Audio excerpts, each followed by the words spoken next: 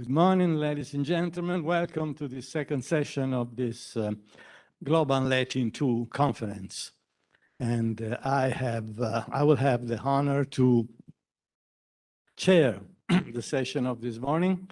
And so I don't want to lose time and waste time. And I will call the first speaker of this morning, Professor Akihiko Watanabe. Professor Akihiko Watanabe is professor in Greco-Roman classics and Kirishitan studies at the Otsuma Women's University of Tokyo. And with Haruka Obi and Florian Schaffenrath, has recently edited the book Japan and on the Jesuit Stage, Transmissions, Receptions, and Regional Context, published by Brill in 2022. So it's absolutely recent. Now I have the pleasure to give the floor to Professor Akihiko Watanabe. The title of his lecture will be Mercury and the Argonauts in Japan Myth and Martyrs in Jesuit Neo-Latin. Professor Watanabe. Thank you, Professor Bettini, for the very kind introduction. And I also want to thank the organizers of this wonderful conference for making this event possible. And I want to thank all the participants for being here. Today, I'm going to speak about two pieces of Neo-Latin literature in which Japan and pagan Greco-Roman elements appear side by side. Examination of these two works is part of a 3-year project which is being supported by the Japan Society for the Promotion of Science, in which I explore the intersections between Japan and the Greco-Roman tradition in early modern European Latin literature. Before I plunge into these two works, some background information concerning Japan and Neo-Latin may be in order. Japan, or more generally East Asia and Neo-Latin, is a topic that has been explored already in surveys by XVII, Professor Golvers, who is here, Professor von Martels, and others. A comprehensive treatment, however, that touches on all periods and genres still seems to be a desideratum. This slide hopefully lays out all the major types of Neo-Latin texts produced from the beginning of European contact with Japan to this day. Period 1, the Christian century, covers roughly the time from Francis Xavier's arrival in Japan in 1549, though knowledge about Japan in the West can arguably be pushed back to a couple of centuries before, to the time of Marco Polo, to the final expulsions and definitive suppression of Catholicism and the severance of relationship with Portugal in the late 1630s. From this first period, we can already distinguish between European and Japanese authored Latin texts, although the former naturally precedes the latter.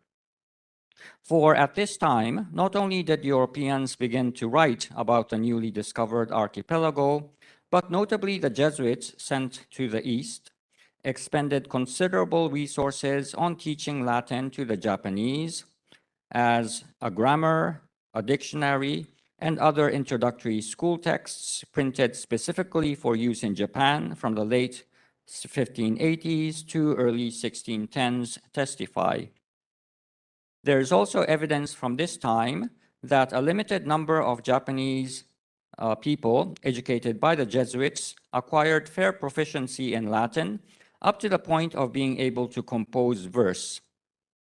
Compared to contemporary European Latin material, to be sure, Japanese authored Latin texts from this period are rare, but they do exist. The majority in manuscripts, but a few also in print. If the archive of the short-lived Japanese Jesuit seminary were extant, and to all indications it is not, then we would doubtlessly have more documents of this kind. The first text to be examined in this presentation, by the way, belongs to category 1A, hence the underline on the slide. Period 2 covers mid-17th century to mid-19th century, the time when Japan was mostly closed off to the West, except for an extremely narrow and strictly controlled route open to the Dutch East India Company, or the VOC. But the memory of period 1 lived on in Catholic Europe, and we have an abundance of high-quality literary texts dealing with Japan from this time, from all over Europe, from the southwest to the northeast, from Portugal to Poland.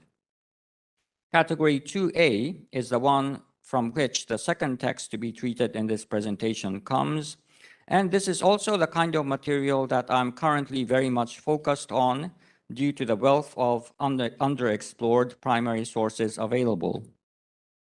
At the same time, however, from this same period come Latin texts with a distinctly different undertone, namely from the Protestant Northwest, such as the works by Bernhard Varenne and Engelbert Kempfer. Non-Catholic European texts, Latin texts, on Japan and East Asia around the time of the Enlightenment are key evidence within intellectual history of the emergence of the modern Western image of the Far East as an advanced, yet distinctly non-white, non-Christian, and thus somewhat inferior counterpart, a topic that has recently been explored by Kivak, Kauner, and others. Fascinating as they are, however, I must postpone the examination of this particular kind of texts to a different occasion. I also want to add that in period 2, the kind of Latin fluency among the Japanese that once existed in period 1 seems to have gone basically extinct. There were a few attempts within the hermetically closed archipelago to translate Western, including Latin, texts into the learned literary Sino-Japanese, but both in scope and linguistic fluency, they bear no comparison to the kind of facility that the Jesuit-educated Japanese achieved in period 1. There are also indications that self-identified Japanese Catholic émigré families that survived in places like the Philippines until the 18th century sent their children to local academies where they were sometimes taught Latin, but they remained, to all indications, completely cut off from Japan, and eventually they merged with the non-Japanese local population. Finally, from the mid-19th century onwards, when Japan again opened up to the rest of the world, a variety of Latin texts in and on Japan have emerged. Among them are Horatian verses written by Japanese Latinists, and even Latin haikus composed by Europeans. I have also personally seen and heard about Latin archival documents kept in various Catholic institutions within Japan. But again, more detailed examination of this kind of material must await another occasion. Let us now begin to look at the first of the two pieces under discussion. This is the printed quarto pamphlet entitled Japponiae Argo Victoria by the Jesuit rhetorician Juan Antonio Shark, published in 1628. It records an oration which must have lasted for a good hour or so, delivered in the Jesuit College Church in Saragossa. It ostensibly just describes an emblem, but is really an effusive laudation of Xavier as a spiritual conqueror of the East, using all sorts of tools available at that time, pulling all the stops from Latin to Spanish and pagan antiquity to Baroque humanistic theology, as we shall see. The oration starts with Herodotus' description of the Egyptian pharaoh Amasis, and is liberally sprinkled throughout with learned references ranging all the way from classical antiquity to contemporary humanism. Cicero, Virgil, and Horace are mined for tags, as are Old and New Testaments and the Church Fathers, including Ambrosius and Chrysostom. The sources are regularly identified on the margin, signposting much of the extensive erudition in print.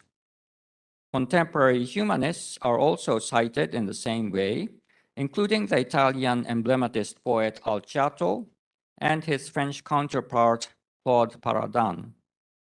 The learned Portuguese Jesuit author Francisco de Mendoza is mentioned repeatedly and appears to have had a major impact, at least on this oration, although his work seems to have fallen out of the radar in current Neo-Latin research. The pagan classics are not used purely as ornaments, however, but they serve a more substantial structural purpose. Shark makes explicit claims that Catholic triumphs, such as Xavier's expedition to the east, were foretold by the Sibyl and the great Vates Virgil. So, according to him, Virgil's Eclogue 4 is not only a prophecy of the birth of Christ, but the mention of the new Argo and its heroes in lines 34 to 5 of the same Eclogue actually refers, according to him, to the adventures of Xavier and the Japanese martyrs who followed the saint's lead. In case anyone needs convincing, Shark mentions the fact that Xavier's illustrious father bore the name de Jasso or de Jasso, a crystal clear proof that the Navarrese saint was the new Jason. Other allegorical equivalents naturally follow. So Tiphys, Argo's helmsman, is said to be Xavier's motivational virtus, and the Dioscuri are a pair of Japanese Jesuits among the so-called 26 martyrs who were executed in Nagasaki in 1597 and beatified in 1627.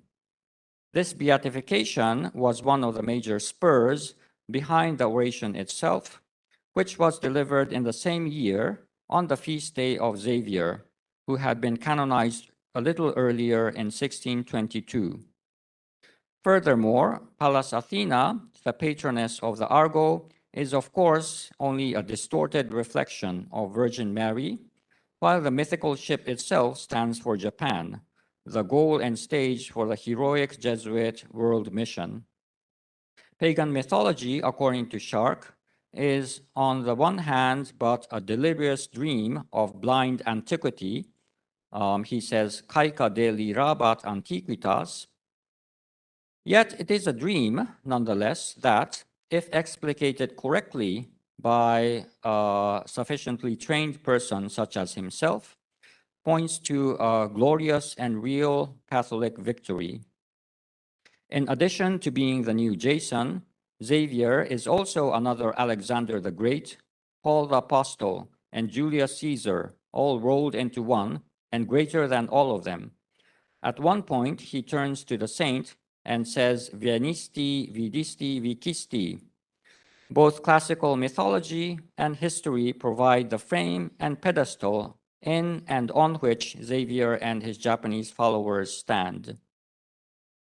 The oration is prosymmetric and interspersed with verses, both in classical metrical Latin and rhymed Spanish. Many of the Latin lines are direct quotes or pastiche centos of authors like Catullus, Virgil, Seneca, Juvenal, and even the aforementioned Alciato. Two extended Latin verse passages, however, are Shark's original, in which he displays his own considerable compositional prowess. The first, elegiac couplets in 28 lines, in which the author recounts the story of a miraculous harvest in a field sown by a deceased martyr, is remarkable also in that the source and inspiration is explicitly said to be an oral testimony delivered by Sebastian Vieira, the Jesuit procurator of Japan, who evidently stopped by in Zaragoza during his European sojourn in the 1620s. We know that Vieira was eventually martyred in Japan in 1634 after his return to the East. This set piece within the oration is remarkable in that the vast majority of literary Neo-Latin retellings of edifying tales from Japan are based on published European accounts and thus are farther removed from the source in terms of narrative chain than this one. The second original verse piece occurs at the end of the Latin section and Shark prefaces it by saying that he is raising Roman lyric to a more sacred level. Romanam sancius animans lyram, he says. The poem in 38 lines is basically a recap of the Xavier Argo allegory and is at the same time a rather labored imitation of a Horatian ode in the scheme of the third Asclepiad. The entire oration then ends with a 5-page, 160-line Spanish poem in the so-called ottava rima stanza. It is a much longer retelling and summary, juxtaposing the myth of the Argonauts and the deeds of Xavier and the Japanese martyrs. The Spanish stanzas may have come as a very welcome final respite to the dignitaries or viri principes of Saragossa, who had had to sit through this very long, mostly Latin oration after the commemorative Mass. Let us now move from Spain to Poland, from the 17th to the 18th century. I would like to look at a short drama, or more accurately, a composite multimedia show performed in the Jesuit Academy of Sandomierz around 1701. This is the Novus Mercurius by Andrzej Temberski, another Jesuit rhetorician, a work that is preserved in a manuscript currently housed in the Jagiellonian, I hope I'm pronouncing it right, or Jagiellonian University Library in Krakow.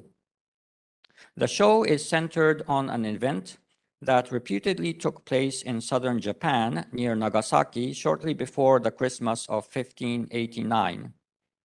A local farmer and his son went to a forest in search of firewood, and after they felled a tree and split it open, they discovered a cross lodged inside. The miraculous discovery was reported to the Catholic ruler of the realm, the local ruler, who was the famous Arima Harunobu or Don Protasio. The wood with the cross inside was subsequently declared a relic, put in a glass display case in a local church, and became an object of pilgrimage, as well as the source of reported miraculous cures. It is not entirely clear what happened to this object after the collapse of the Japanese mission, but there is evidence that at least a fragment thereof eventually made its way to Europe via Macau in the late 1680s. There is also a detailed drawing of the miraculous wood in the Jesuit archive in Rome, and the cross in the tree story, interpreted as a divine presage of the subsequent wave of persecution in Japan, was widely disseminated in Europe up to the 19th century. Father Renzo de Luca, the current Jesuit provincial of Japan, has called for renewed attention to this now forgotten story in a recent scholarly article. Examination of the content of Temberski's Novus Mercurius makes it clear that it is a rendition of this once famous story. This version is quite remarkable in being suffused with pagan classical elements. The piece begins and ends with Mercury, the messenger god, who announces the discovery of his staff, or caduceus, that is strangely identified with the Christian cross in the Japanese forest. Mercury appears on stage to speak at the beginning and end of the dramatic section, as well as in the very conclusion of this piece. And otherwise, he constantly hovers in the background like some Euripidean god. Other classical references pile on thick throughout this piece. Those concerned with pagan tree worship seem to be structurally significant. So the priest of Dodona and the famous Persian tree lover Xerxes both appear on stage to talk extensively on their objects of admiration. The overall idea appears to be that pagan tree worship sets the stage for, but is to be superseded by, the discovery of the sacred cross in the Japanese forest. Though again, Mercury, the non-Christian god, somehow never fades away. Temberski's Novus Mercurius, as well as other pieces preserved in the Krakow manuscript, have been described as mediocre dramas in secondary literature, But this assessment, I think, needs to be significantly revised. This piece, as well as a couple of others that I have been able to see from the limited digital copy that, thanks to Monika Medzynska, actually, I could see, are no ordinary Jesuit plays, but combine several genres to make up what seemed to be a unique kind of multimedia presentation. As for the Novus Mercurius specifically, the dramatic section in iambic trimeter is very short, just over 300 lines. The usual length for annual Jesuit spectacle dramas was about 10 times that, and some went on for much longer, actually. The insertion of a short Polish song or cantus in the play, in which the local ruler Protasius is told of the imminent discovery of the cross in a dream, is in itself unremarkable, except that this is all supposedly taking place in Japan. The very short dramatic section is followed by what are probably visual presentations in the form of large symbolic drawings and perhaps 3D objects, accompanied by prose explanations. In the manuscript, they are labeled symbola, hieroglyphica, and emblemata, and the Latin prose explanations are called elogia. The presentations are all thematically related to the preceding dramatic section and expand on the idea of some precious, powerful element which transforms the entire world once it is brought out of hiding. The epilogic material concludes with a 10-line elegiac poem entitled Affectus, the last 2 lines of which are spoken by Mercury. Among other things, it praises the cross as a sure refuge from the rod or virga, presumably a very potent and real object of terror for the Jesuit schoolchildren who had to act out this piece. From what I have been able to see in the manuscript, Temberski appears to have experimented with similar combinations of drama with other genres, such as declamations, on other occasions as well. Temberski's pieces, including Novus Mercurius, are thus not your usual Jesuit or Neo-Latin drama, but seem to be innovative multi-genre shows combining different visual, performative, and literary media for maximum impact. The time has now come for me to conclude. In this presentation, I examined 2 early modern Catholic works in which pagan Greco-Roman elements feature prominently. Now, for those who study the very rich Christian literary tradition from its beginnings, this embrace of apparently pagan elements, ranging from classical meter to mythology, is actually nothing new. Starting at least from the 4th century church father, church father Gregory Nazianzus, Homer has coexisted with Jesus Christ and Virgil with the saints, despite misgivings which were also heard from such figures as Augustine and Jerome. It is definitely a sign of and testimony to the diversity of European culture throughout the ages that the Greco-Roman heritage, even with its pagan roots, has been received with open arms long after Christianization. And Ignatius Loyola himself is known to have countered criticism against the Jesuit use of the classics with a biblical example of Moses, who used the spoils of Egypt to honor the Jewish God. I do find, however, in my presentations and conversations with the public that again and again, even among Europeans and even among Catholics, this relaxed attitude toward pagan classics displayed by the early modern church is met with great surprise. Those of us in the know, so to speak, who have seen Jupiter and Minerva depicted together with archangels and saints in Jesuit literature, or even in wall paintings of the palaces of cardinals, may take all of this as business as usual, nothing out of the ordinary. But to many, even those with some knowledge of European and Christian history, this does not seem so normal. So I believe that we must continue to be sensitive to and we must address this popular sense of wonder, even though this kind of juxtaposition is actually so very common once one begins to notice it. And I also want to add that this is a good way, well, at least in Japan, I found that this works when one tries to get funding from people to say that I'm looking at something like this. So finally, what about Japan or East Asia in general? First, we must recognize that East Asia, like the Americas, was the new world, orbis novus, for early modern Europeans. As the Neo-Latin lexicographer Johann Raminger points out, tomatoes, potatoes, chocolate, the Aztecs, as well as Japan and Korea, are all at the very edge of Latinity. This is the liminal region that entered the European consciousness for the first time in the early modern period. Latinity, with its firm roots in the ancient Mediterranean, was stretched to the limit to accommodate this new world, and early modern European users of Latin were generally clear about the foreignness and barbarity in the classical sense. So Bartolomeu Pereira, on whom Professor Yasmin Haskell spoke yesterday, he calls Japanese terms, which he had to use in his epic work, voces egregiae barbaras, and he actually does this very correctly, understandably and correctly, if you understand the classical sense of barbarous as non-Greco-Roman.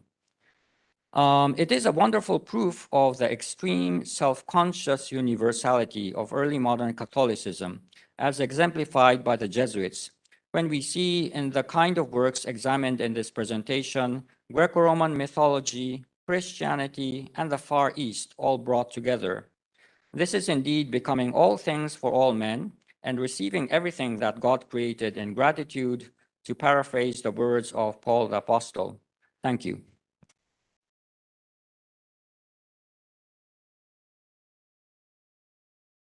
And so thanks again to Professor Watanabe also for keeping the time so precisely, and it's something I invite the next speakers to do, to follow the example of Professor Watanabe.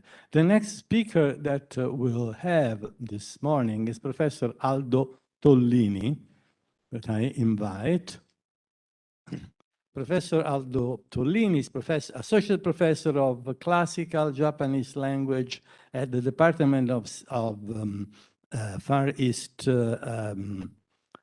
Studies at University of Foscari in Venice. Among his publications, L'ideale della via, Samurai, monaci e poeti nel Giappone medievale, La cultura del tè in Giappone, la ricerca della perfezione, lo Zen, storia, scuole, testi e infine antologia del buddismo giapponese.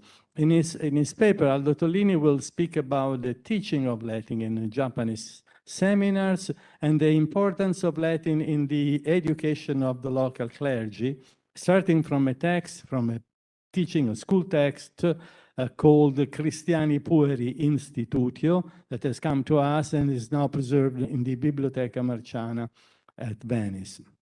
Professor Tollini will also speak about another school text, another important school text dealing with theological and scientific topic, originally written in Latin and recently found, the Compendium.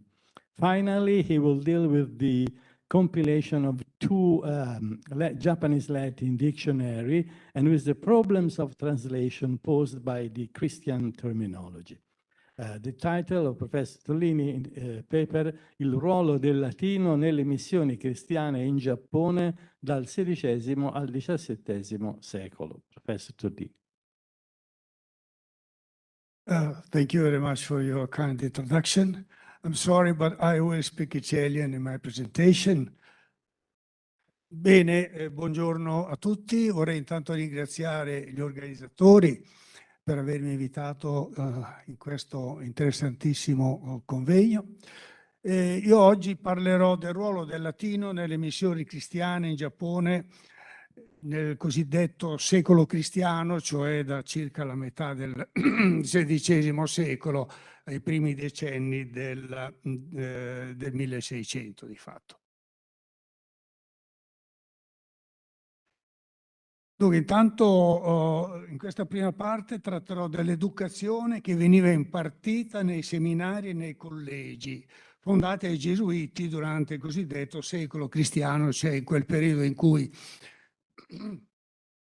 i Gesuiti europei intrapresero questa grande avventura di convertire il Giappone, in realtà non solo il Giappone, ma nello specifico di questo, della mia presentazione del Giappone, attraverso la fondazione di seminari e collegi. In particolare mi occuperò proprio dell'insegnamento della lingua latina, ma anche di alcuni testi che furono prodotti in Giappone in lingua latina.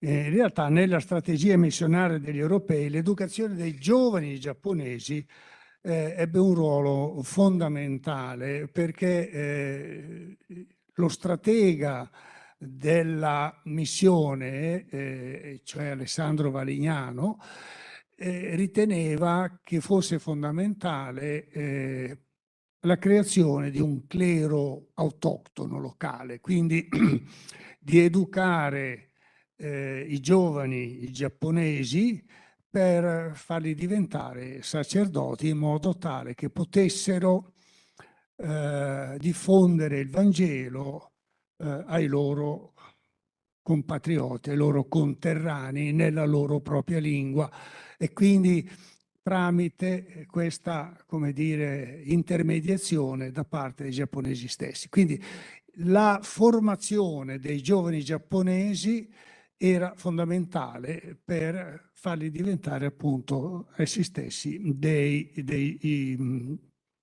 gesuiti fondamentalmente. Lo scopo era quello di formare giovani che avessero competenze nelle due culture, cultura europea e la cultura giapponese, e quindi potessero adeguatamente presentare la cultura occidentale ai giapponesi, ai propri conterranei. E proprio per questo furono profusi molti sforzi nella creazione di varie scuole, vario livello, con una educazione che non si limitava all'ambito puramente religioso, cioè al cristianesimo, ma anche una formazione che si allargava alla cultura occidentale. E tra queste le lingue, soprattutto le lingue classiche, il latino in primis, ma anche con qualche accenno di greco in realtà, la filosofia e le materie. E queste erano le materie e la teologia che venivano insegnate. Il principale realizzatore di questa strategia fu ovviamente Alessandro Valignano, il visitatore, che era lo stratega e colui che determinava la politica della missione. E Valignano diceva: si deve insegnare a leggere e scrivere in giapponese e in latino, con le scienze umanistiche, humanidad in spagnolo chiamava, le humanitas, e le altre scienze. Nel collegio di Funai, che è nell'isola di Kyushu, oggi è la città di Oita, nel 1583 si iniziò l'insegnamento del latino e poi della filosofia e 2 anni dopo quella della teologia. Quindi il latino fu la prima materia che venne insegnata nei collegi. I seminari, c'erano collegi e seminari. Seminari per la formazione del clero locale. C'erano 2 seminari all'inizio, a Rima e a Zucchi, che ebbero un ruolo fondamentale. Inizialmente l'insegnamento del latino consisteva nella memorizzazione di alcune preghiere fondamentali. Però col tempo Valignano si rese conto che questo non era sufficiente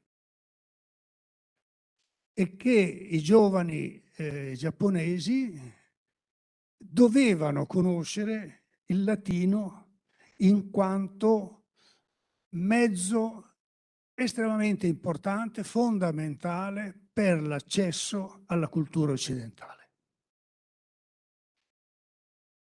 La formazione che Valignano desiderava impartire agli studenti doveva essere di alto livello, anche perché tra i seminaristi la maggior parte dei giovani erano di nobile stirpe, erano molto selezionati. Abbiamo testimonianza che l'inizio dell'insegnamento del latino è del 1580, appunto nel collegio di Funai, e sappiamo che nel seminario lo studio del latino era di 5 ore e mezza alla settimana.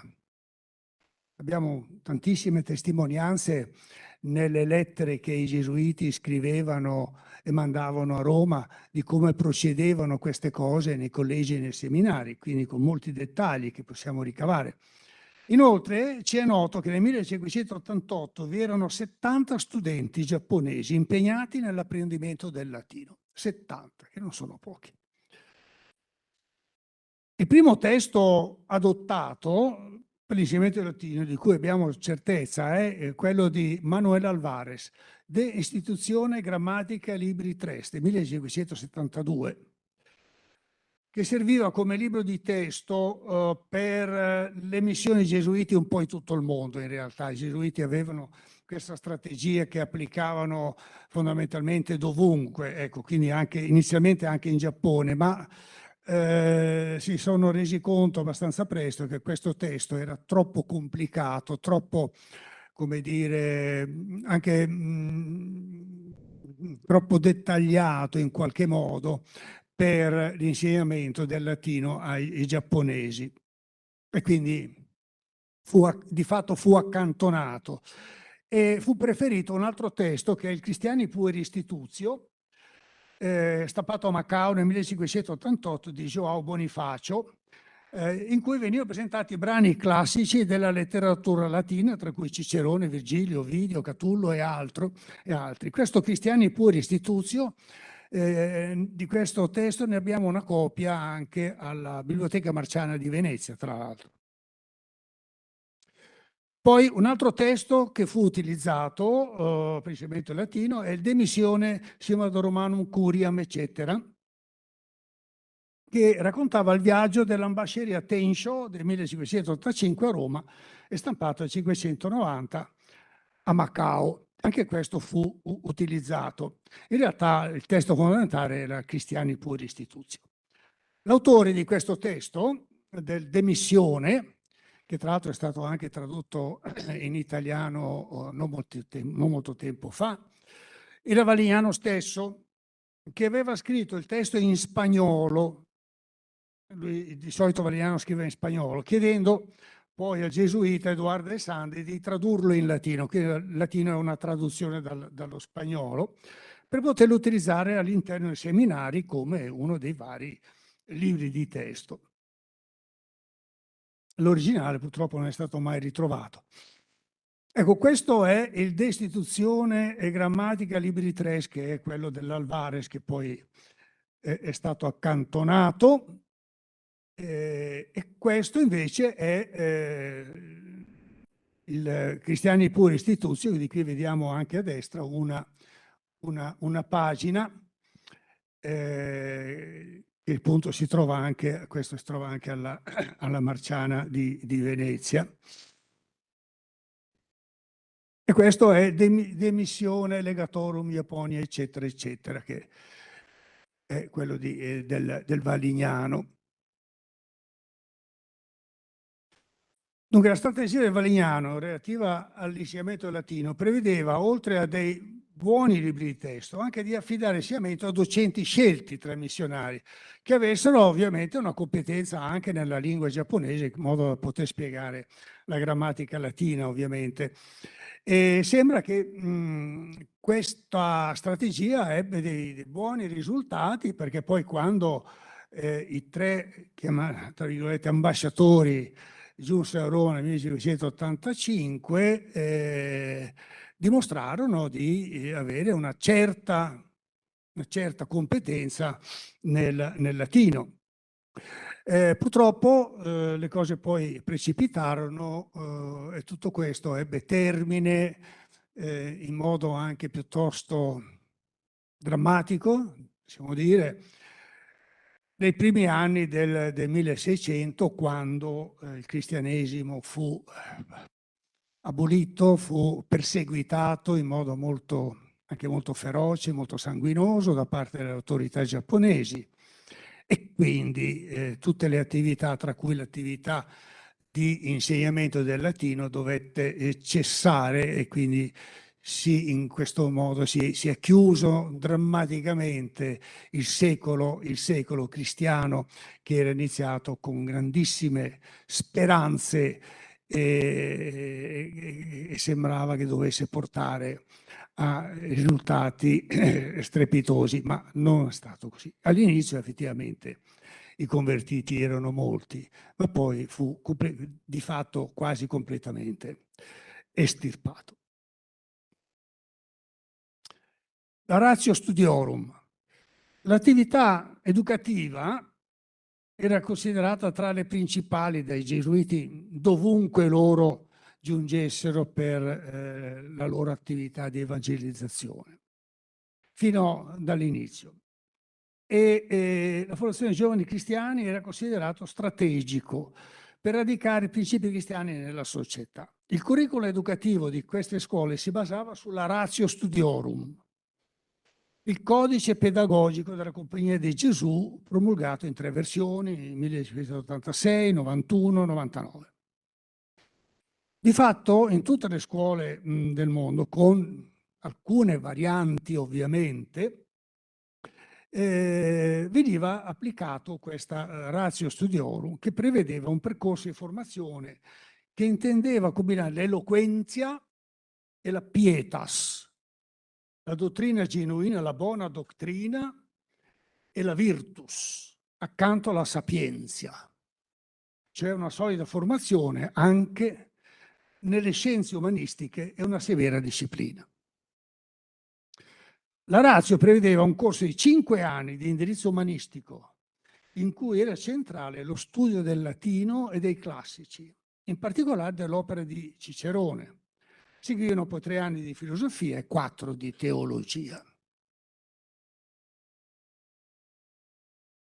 E nel capitolo intitolato Della importancia de los seminarios de los naturales del modo que ha de hacer en ellos, nel sumario del Valignano, che riassumeva la sua strategia nella evangelizzazione del Giappone, Valignano chiarisce che lo scopo dei seminari è fornire un'educazione generale nelle humanitas. Quindi, attenzione, non soltanto nel cristianesimo, ma nelle humanitas e le altre scienze, ovvero insegnare la virtù de las buenas costumbres y letras, come lui scriveva in spagnolo. L'educazione linguistica del latino era la base dei curricoli dei corsi e veniva considerata la materia di base. Attenzione, la materia di base. Nel 1980 l'importanza dell'insegnamento del latino fu ampiamente discussa nel primo congresso della provincia giapponese della Compagnia di Gesù.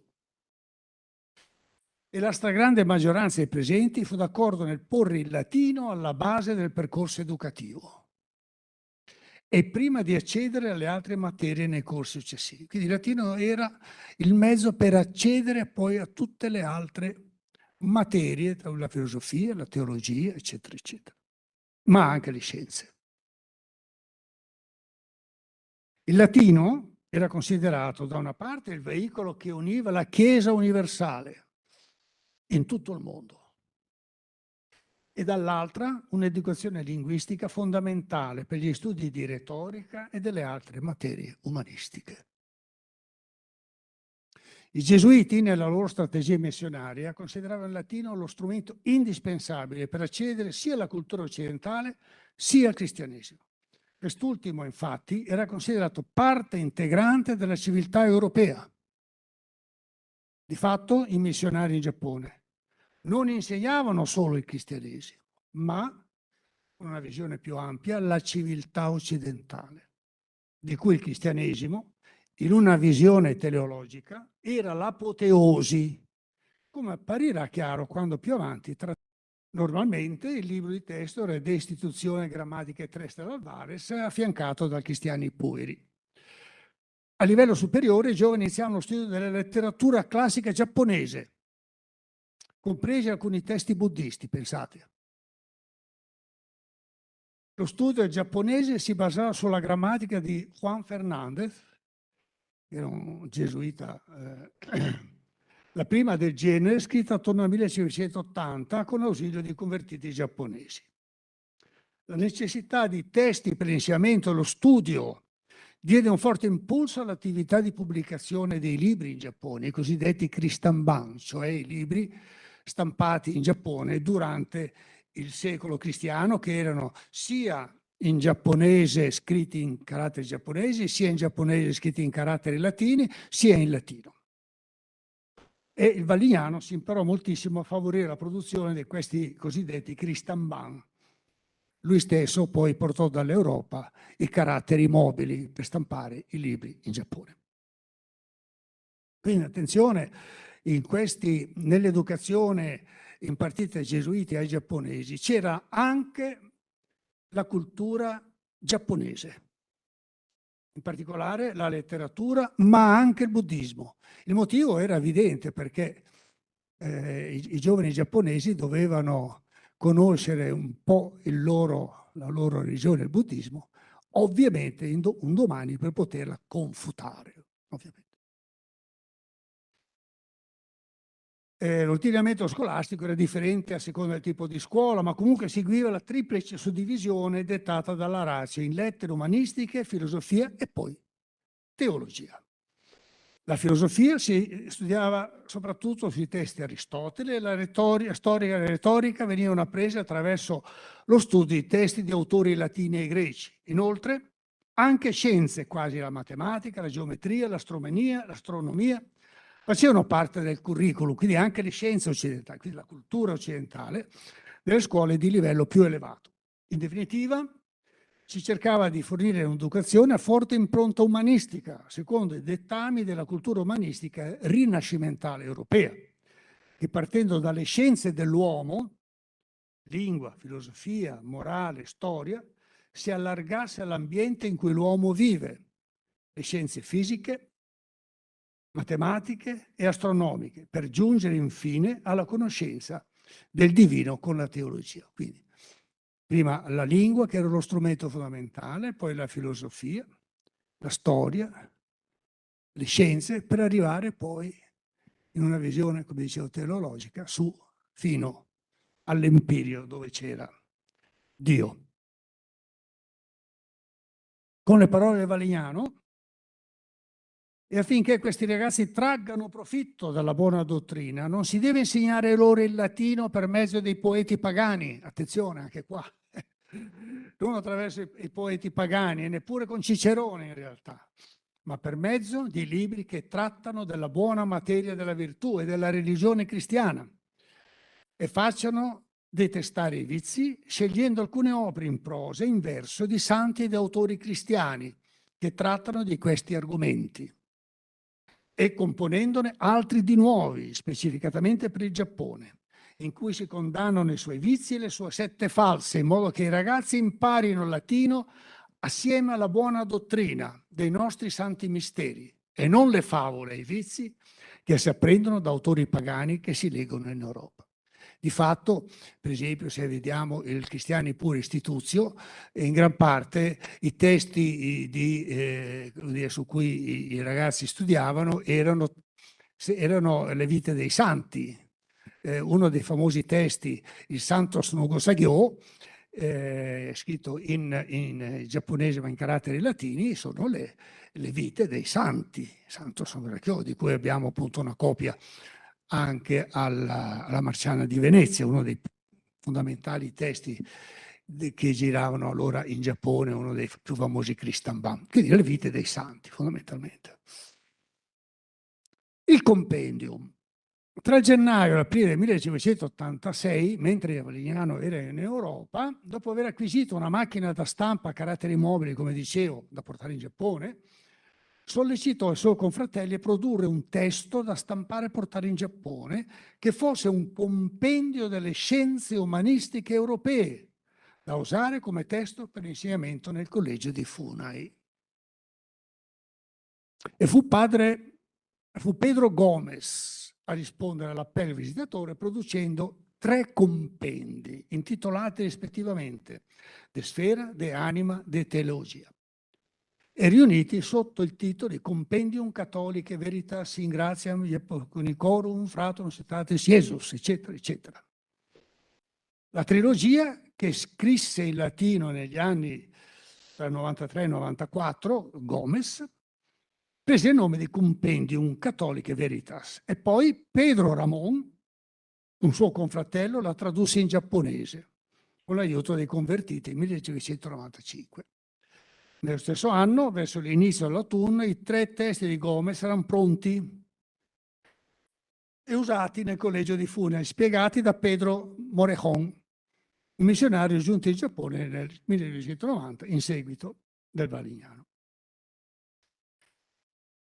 Questi testi erano considerati perduti finché nel 1937 furono trovati nella Biblioteca Vaticana da Joseph Ramschutt, famosissimo studioso di missioni gesuitiche. E poi nel 1995 il Sor Anton Ucheler ne scoprì la versione giapponese anche nella biblioteca dell'Università di Oxford, sebbene priva del Desfera. L'Università Sofia di Tokyo, che è un'università cattolica e cristiana, ha recentemente pubblicato una versione facsimile della versione in latino della Biblioteca Vaticana, sia quella in giapponese, con quel titolo che vedete. Il Desfera è un trattato astronomico basato sulle teorie di John Hollywood, conosciuto col nome di Johannes de Sacrobosco, del XII secolo, autore del Tractatus de Sfera. Il De Anima si basava sul trattato di Aristotele e il De Teologia era un compendio della fede cattolica basata sul catechismo romano emanato al Concilio di Trento. Questi testi furono usati per l'insegnamento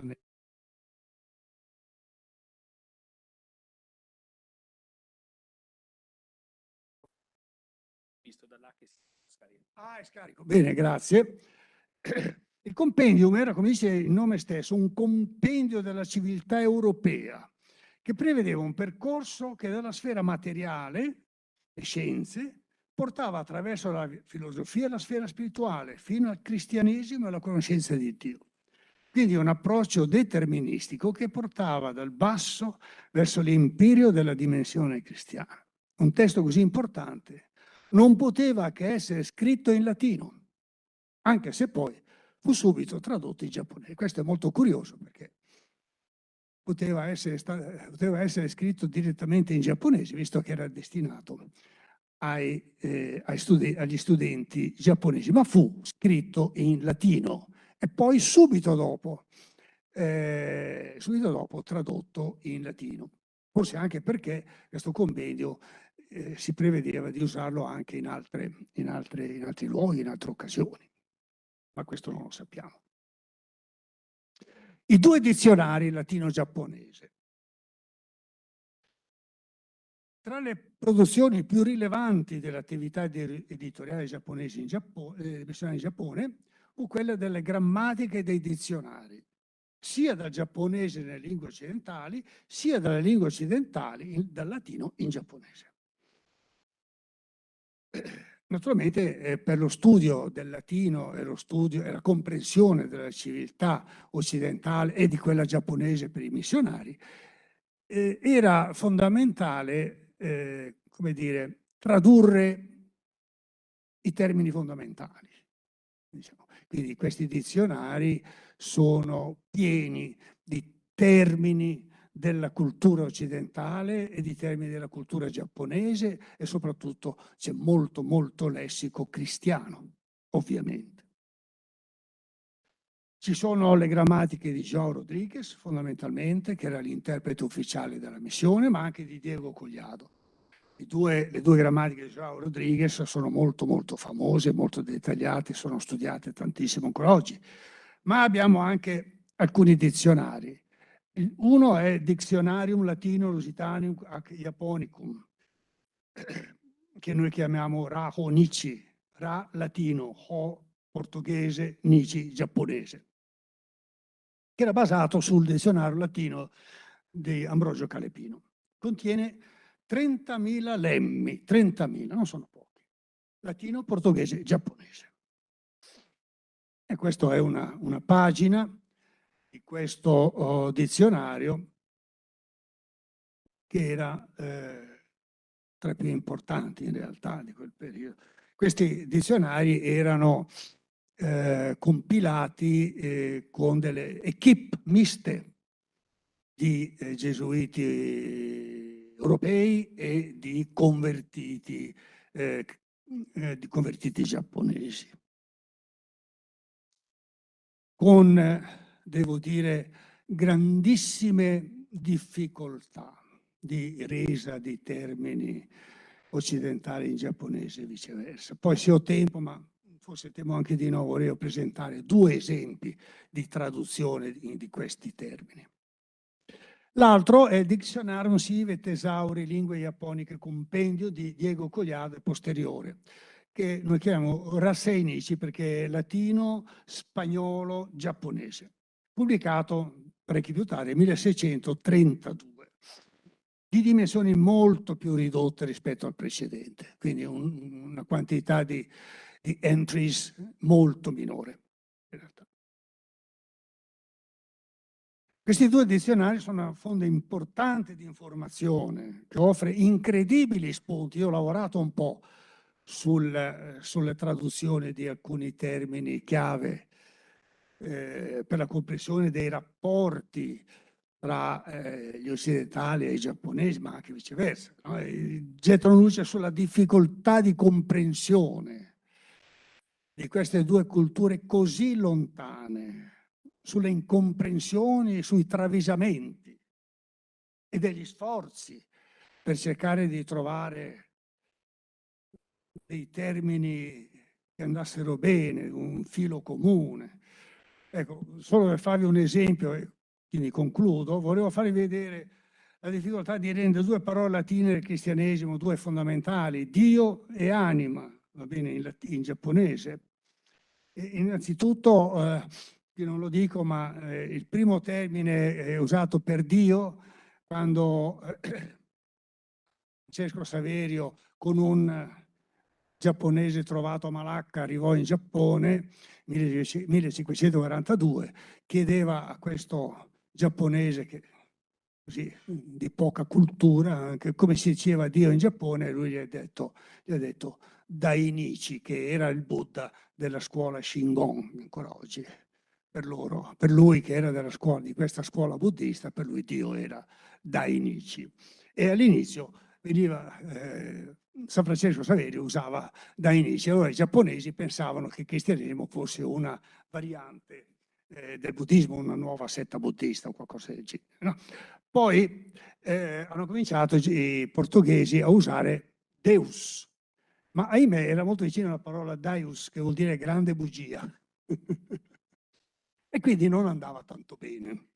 E allora Baltasar Cago, in una famosa lettera del 1555, pone questo problema, no? Adesso non sto a leggere tutto, ma insomma hanno questi giapponesi alcune parole con le quali abbiamo predicato la verità per molto tempo che essi usano le loro sette, nelle quali vengono mutate perché vogliono travisare, trattare la verità con parole di inganno, eccetera, eccetera, eccetera.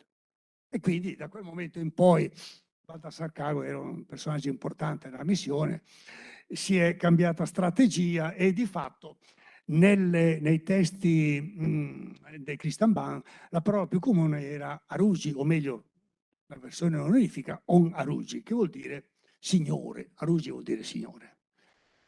Onorevole signore, che lo troviamo ad esempio nel Nippo Jisho, che è un dizionario giapponese-portoghese, perché abbiamo questo famoso dizionario dell'inizio dei primi anni del 600, 1603, se ricordo bene.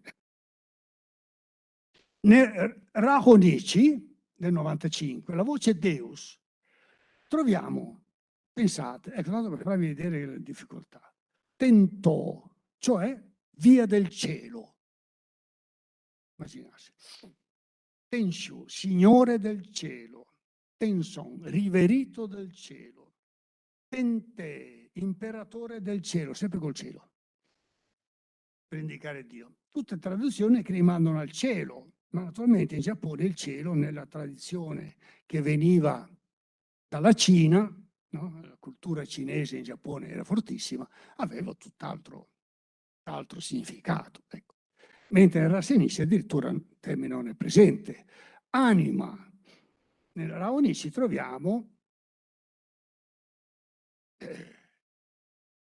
ecco, leggo su traduzione, è spirito, vita. quello che funge da base per la vita di esseri animati e di esseri inanimati, vita del corpo. E nell'altro dizionario, anima sensitiva è quello che si ritiene che risieda nel corpo degli esseri viventi e dell'uomo che governa la loro vita e il loro spirito. Quindi, mentre nella Univ si riferisce all'aspetto legato alle funzioni vitali, la definizione primaria viene data attraverso una parafrasi, nella sinistra la traduzione meno elaborata si riferisce all'aspetto spirituale. Quindi con anima si intende ciò che sostiene la vita degli esseri, anche il principio spirituale dell'uomo, secondo quanto era corrente nella contemporanea cultura europea. Non si trova nei dizionari la concezione cristiana secondo cui l'anima è creata direttamente da Dio, è immortale ed è responsabile della vita dopo la morte. Questo non è presente. Un esame, concludo, un esame del lessico e delle traduzioni di questi dizionari, soprattutto il primo, il Raconici, che è quello più completo, più ben fatto in qualche modo, ci darebbe dei risultati, credo, molto interessanti, nel senso che molti termini cristiani sono resi in modo a volte non del tutto cristiano, quindi sarebbe interessante vedere quali erano le strategie di queste equip, di questi gruppi di traduttori, va bene. Ma questo è un altro discorso. Io chiudo qua, avevo ancora altre cose da farvi vedere, ma chiudo qua. Grazie per l'attenzione. Ah, scusate. Ancora una cosa, qui ho portato testo, se volete potete vederlo, ve lo lascio, che è il Nihon no Kotoba yo Confession, cioè il modus confidendi, che anche questo, un originale, uno dei vari originali si trova alla Marciana, ed è un vademecum per i missionari gesuiti di come effettuare le confessioni, il modus confidendi, con i vari peccati, come chiedere quali peccati hanno fatto. Quindi io ho un pochino lavorato su questo testo della definizione dei peccati, bene, perché per esempio ci sono delle comprensioni enormi. No? Per esempio il peccato di gola per i giapponesi esisteva, quindi per spiegare il peccato di gola sono diventati matti, insomma, fanno delle cose incredibili. No? Questo testo ha dalla parte sinistra, e tutti in lettere romane, il giapponese, in modo che i missionari potessero facilmente leggerlo, e a destra la versione latina, perché erano missionari che erano spagnoli, portoghesi, italiani, fondamentalmente di queste tre nazioni, e quindi la lingua per tutti era sicuramente il latino. Ecco, anche questo, se volete, poi ve lo faccio vedere. Grazie.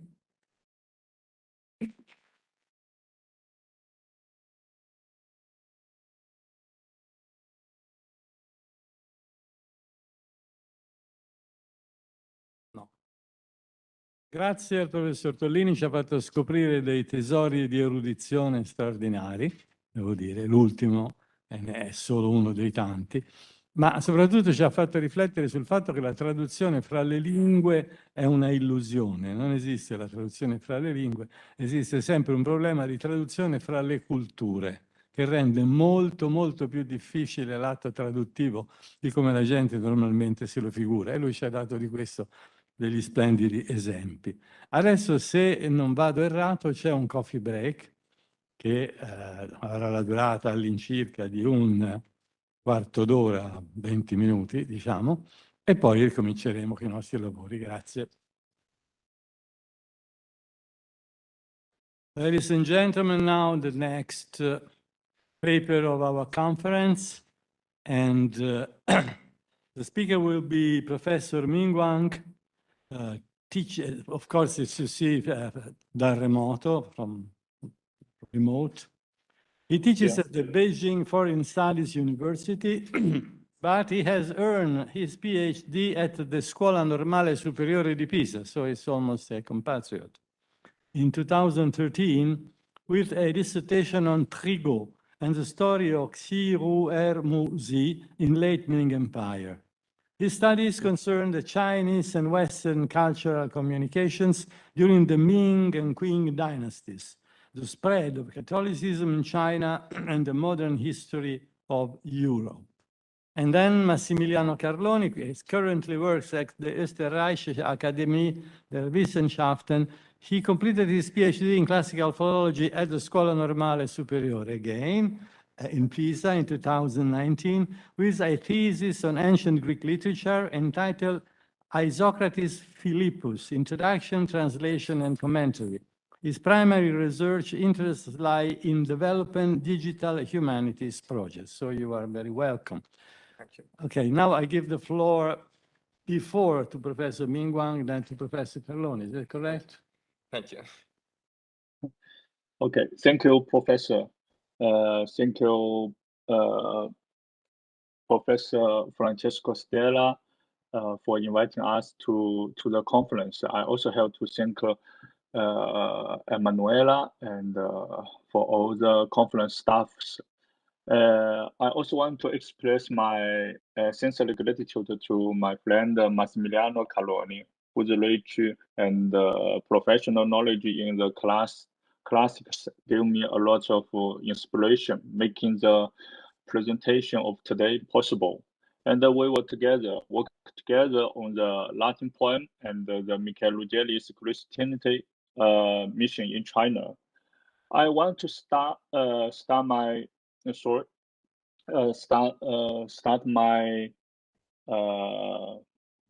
presentation from the title appeared here.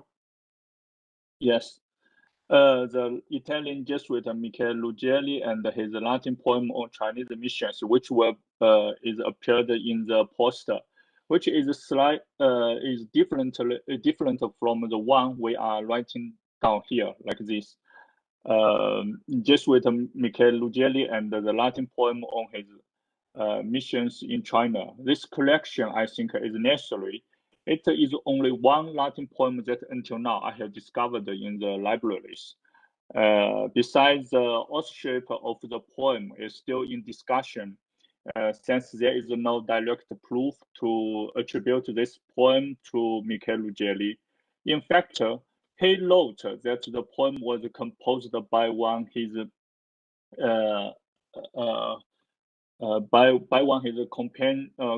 companion. But then he wrote here: per il che un nostro padre compose questo poema per maggiore dichiarazione del suddetto caso, o perciò voluto mettere qui, come si segue. No name is mentioned. The so-called case placed in the poem from 116 lines to 180 lines that will be discussed by Massimiliano is also repeated in other writings by Michele Ruggeri for several times. The case happened when Michele Ruggeri had just arrived in Guangzhou for the first time, probably in the second half of 1580. Michele Ruggeri obtained his support from the governor of Guangzhou and built there the capital, which attracted a pagan who accidentally hit his head with an oyster shell in front of the altar for 3 times. And then he cried, Il padre forastiero mi ha ferito, perciò non si doveva lasciare passare questo delitto senza condanno, castigo, et con sangue stesso del padre. Finally, with the help of the governor of Guangzhou, Michele Ruggeri was saved from the fake accusation. At that time, Michele Ruggeri was in China alone, and nobody else had witnessed the accident. Hence, it seems very reasonable that Michele Ruggeri repeated this story for one his friend in Europe in 1591 or later. However, I have no idea about this person. There's a lot there is still a lot to do for finding out who is the real author of the poem. Michele Ruggieri was born in 1543 in Spinazzola in Italy, and his father, Lodovico Ruggieri, had served for the Duke of Gravina for many years. In 1560, Michele Ruggieri began his studies in law, just as confirmed here. We can see this document also by Michele Ruggieri, held among can be confirmed. But being a student from the Jesuit schools, Michele Ruggieri must have studied Italian, Latin, many classical authors like Cicero, Horatius, Virgil, and Marcus, and so on. Before his dedication to the evangelical work, Michele Ruggieri had been working for the government of Philip II in Naples, and because of one unfair and tragic case happened to his friend, he quit this office, and on 28 October 1572, he came to Rome and registered as a student in the Collegio Romano, beginning to study regularly the theology and other knowledge. It was 12 March 1578.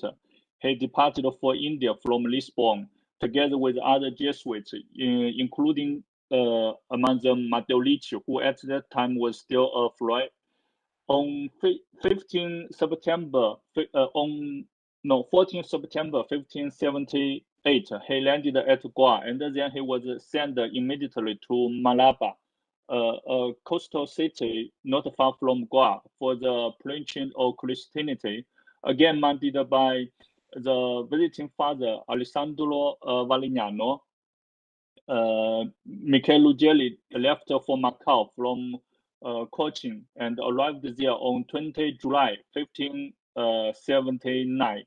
Then he began to study Chinese language without hanging by a moment. At the same time, by taking advantage of the occasion that the Portuguese could enter Guangzhou for trade, Michele Ruggieri came to mainland China, which happened in the second half of the year. So the case happened properly the same year. Since then, Michele Ruggieri politicized his Catholic missions in China until 20 November 1588, when he left for Europe.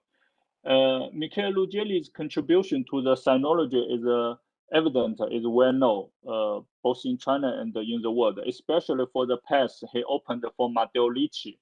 Just as the Italian sinologist Pasquale Delia remarked, here we can see. Ci sembra dunque legittimo di sostenere che l'ufficio di Ruggieri nell'organizzazione della missione cinese fu quello del Battista, dal punto di vista sia dell'apostolato sia dell'opera letteraria, e preparare le vie alla Ricci, introdursi nell'impero di mezzo e davvero discreto amico dello sposo, scomparve in silenzio dalla scena. Indeed, Michele Ruggieri, the friend of bridegroom, seemed after his returning to Europe, coming out of the public view almost completely, and Ruggieri and his writing was also forgotten, just as we can find the words in the Relazione, which also by Michele Ruggieri. Non è da fidarsene punto che il falso vi è a 3/4 del vero in molte narrazioni, but it is not so true. As a matter of fact, Michele Ruggieri left a large number of texts in different libraries in the world, and he also kept very close contact with many friends, there among whom is Antonio Borsellino. His description of China, Chinese religions, culture, and society through the masterpiece of Antonio Borsellino, Biblioteca Selecta, helped to shape and reshape the image of China in early modern Europe. The Latin poem even if there is still some doubt about the authorship belongs to that kind of opera letteraria. The creation of literary activities inside the Society of Jesuits has its tradition inside the Society of Jesuits, as we can find into excellent models like Ferdinando Weber's, which Professor Gove has studied a lot. Flemish Jesuit missionaries in China during the Qing Dynasty, and Jean Baptiste Duhard, a French Jesuit historian specializing in China, even he has never been in China. Michele Ruggieri, without doubt, can be considered one of the best among them. Michele Ruggieri has composed many Chinese poems in the archive, which now is conserved in the archive of Society of Jesuits, as we can find here in the slide. The number of poems in Chinese are in total 52 pieces, dealing with different arguments like his missions, his daily life in China. For composing these poems, Michele Ruggieri quoted some fables from the, I suppose, fables and also from the Epigrammata Bibiencia, yes. From the, I suppose, fables and the Epigrammata Bibiencia, I can give you 3 examples. There are 2 fables washing the Ethiopian white and the 2 pots that Michele Ruggieri used for his Chinese poem. One is Mo Wan Lao Xing. This is the English translation is by later Jesuit Albert Chang, and the original text from David Weiger.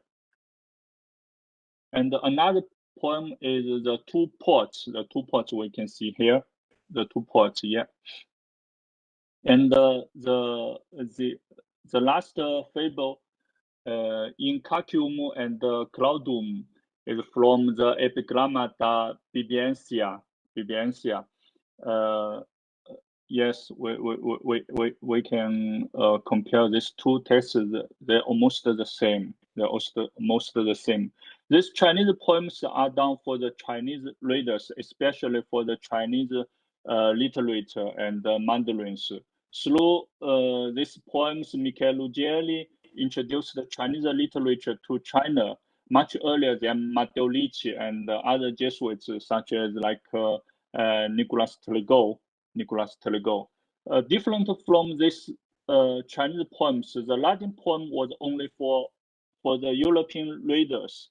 The Latin poem is made part of the report Relazione della successo della missione della Cina dalla mese di novembre fino all'anno del padre Michele Ruggieri alla morte qui, having in a total of 428 lines, no title and no writing data can be found. The whole poem is a third-person account of the difficult process of how a hero from Catholic Rome, Michele Ruggieri, introduced Catholicism to China. Therefore, the heroic poem describes the causes and the consequences of Michele Ruggieri's Catholic expedition in China, as well as what he saw, and such as the geography, nature, and the produce. Here is his writing about the religion beliefs and also what he suffered. It's the general idea of the poem. And now I want to turn to my colleague Massimiliano to discuss the Latin poem textually. Thank you for. Some works, okay. So thank you very much, Mingguang, also for the very kind words at the beginning of the presentation and for giving me the possibility to work on this fascinating text. So in this second part of the presentation, we will try to have a closer look at the text. This means we will try to investigate 3 aspects. First, the general structure of the text. Second, have a very general idea of the kind of style this author uses. And third, get a first glimpse of the relationship between this text and possible classical models. So I've inserted here already a summary of the structure. As you can see, this poem opens with a very traditional core structure of epic, that is the proem, and goes on with a description and necrosis of China.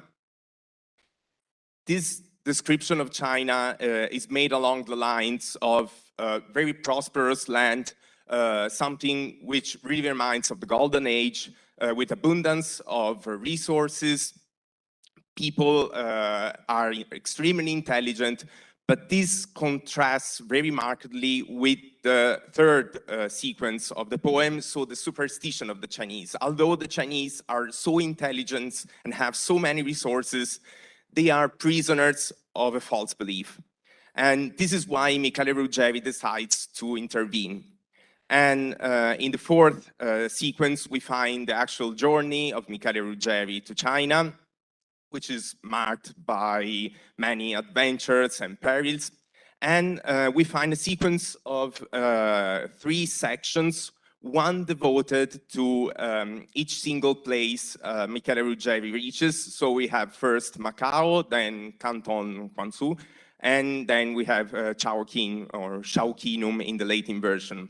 The largest episode is the middle one in Canton, because also includes the narration of the false accusation against Michele, so the one Mingguang already told you about.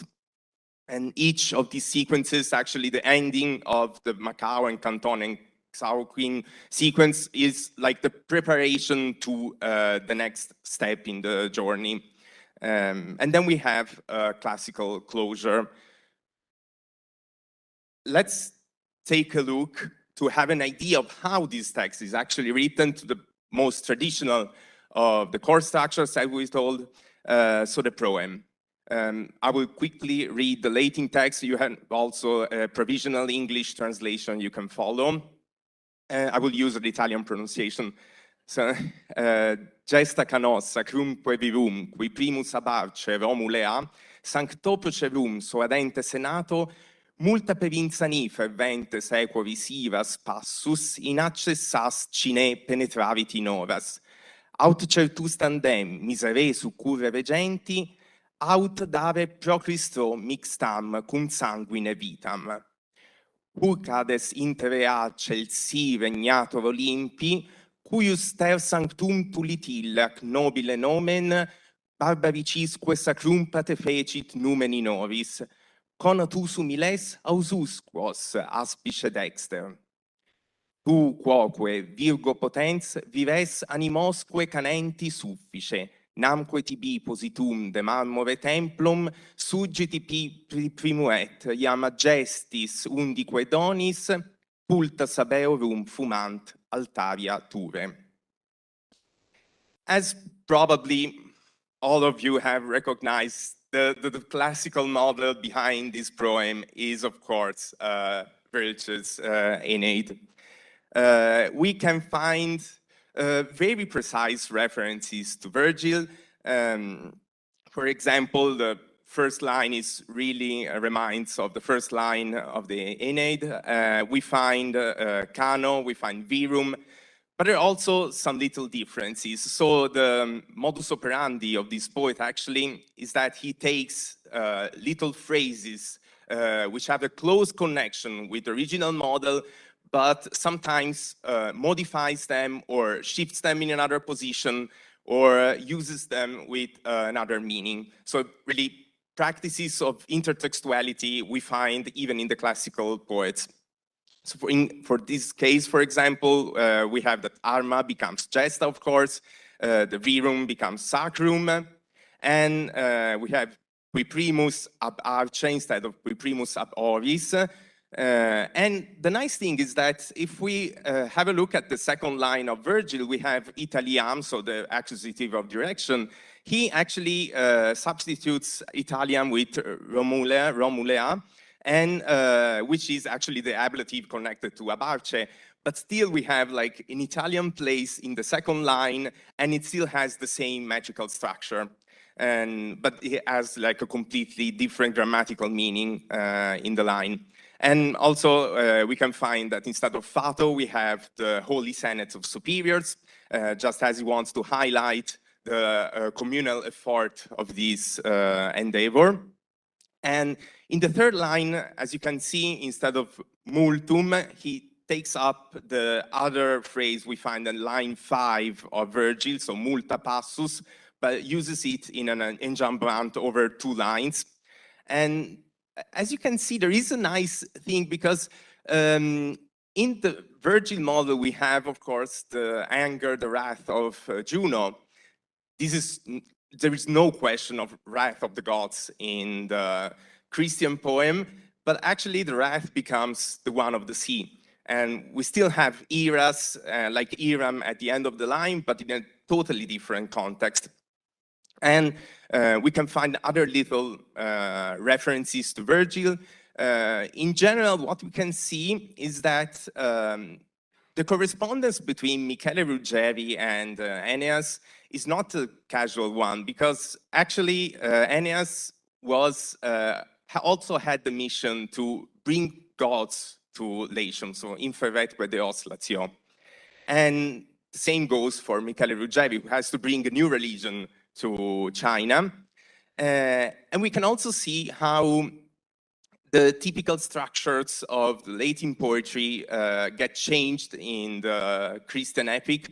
So, of course, we don't have the invocation to the muse, but we still have an invocation. Actually, we have 2 invocations, one to God, which is called upon to help, actually, Michele Ruggieri in his endeavor, and the other one to the Virgin Mary, which has to help the poet himself in explicating all these adventures. After the proem, we have a slow translation to the second sequence and to a proper ekphrasis of a place. And of course, this is a thing we found thousands of times in epic poetry. So the formal marker of an ekphrasis is usually the form of the verb esse, which is used either at the beginning of the line or in the middle, and starts here like an ekphrasis of the place. But how is this description carried on? As we can see, China is basically seen through the lens of the classical topoi. This is just a small section of the description, and which refers to the 4 seasons in China. There is also a very nice composition of this passage, because we have what we could call like wachsende Glieder, so growing cola. We have 1 line for spring, then we have 2 lines for summer, we have 3 lines for winter, and then we have 6 lines, so basically the half of this sequence for autumn. As you can see, like I have put some parallels, some verbal parallels with classical poetry. This could go on infinitely, but my point here is that we, of course, find many references to all these models, but also the focus of this passage is interesting, because the most focus is given to autumn. And this means that the poet somehow understood autumn as a symbol for prosperity and for the golden age. It is usually said that spring actually is usually the symbol for prosperity and golden age in the descriptions we find in classical poetry, but actually autumn has a very important place, which is not often recognized. And it is very interesting that this poet focuses so much on autumn. As you can see, many of these expressions come from, for example, from Ovid or from Virgil. But really we have the idea of prosperous land and something which remembers of the garden of Alcinous, as we find in the Odyssey, which in classical poetry was actually considered a perpetuus autumnus. So we can really notice how this poet has somehow interiorized some of the classical topoi of Latin poetry, also outside of the most traditional ones. Another very nice trait which testifies for a very refined understanding of Latin poetry is the presence of a middle poem. As you may already know, a middle poem is a structure we find, for example, in Virgil in the 7th book, and at the beginning of the second half of the Aeneid. And here, this middle poem is inserted just before the narration of the adventures of Michele Ruggieri in China. We can find also here some of the typical traits of an invocation to the muse, so the use of the verb refer, and the presence of indirect questions like quos labores, effusos imbes tempestatesque potentes. Another trait we find very often for this text is the use of many rhetorical questions and apostrophes. So in this case, it's Cernis ut, and so on.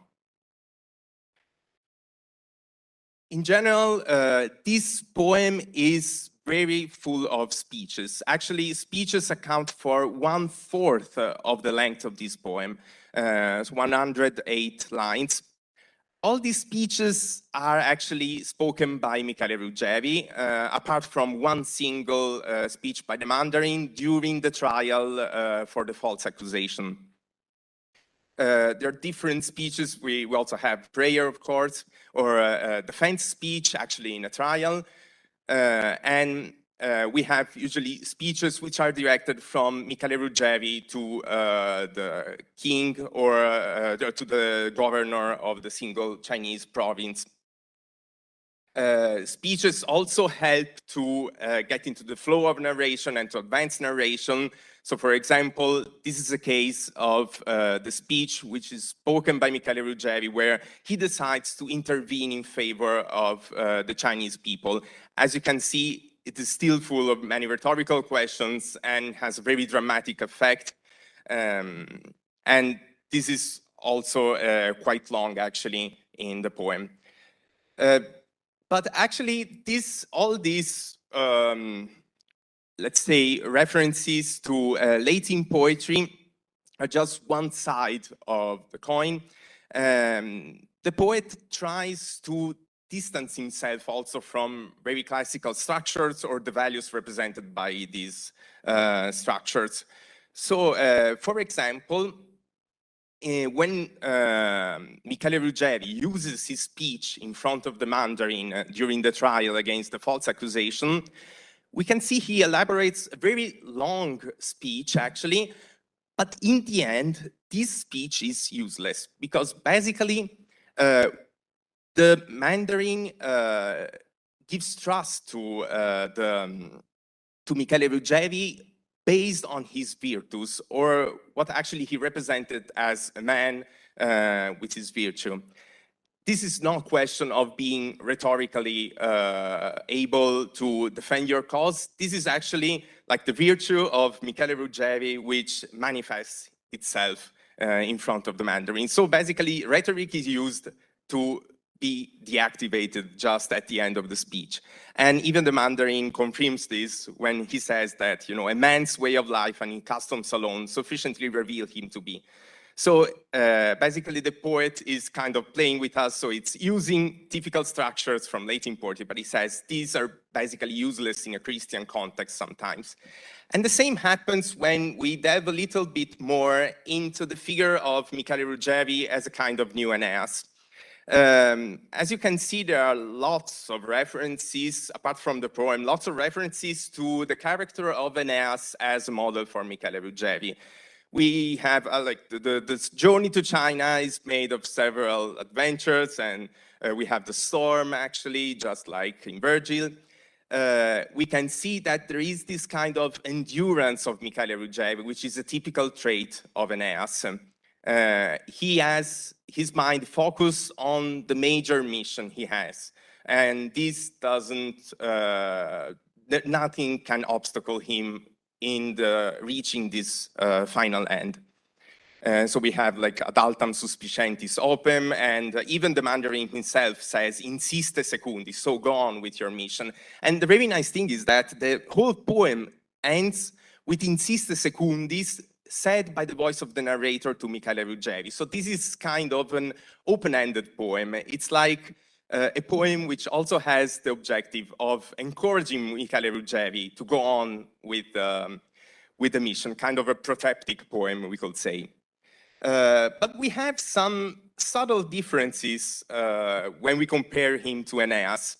There is this nice passage in the defense speech in front of the Mandarin where Michele Ruggieri says that he will not be proven capable of doing something like attacking a local Chinese and trying to kill him.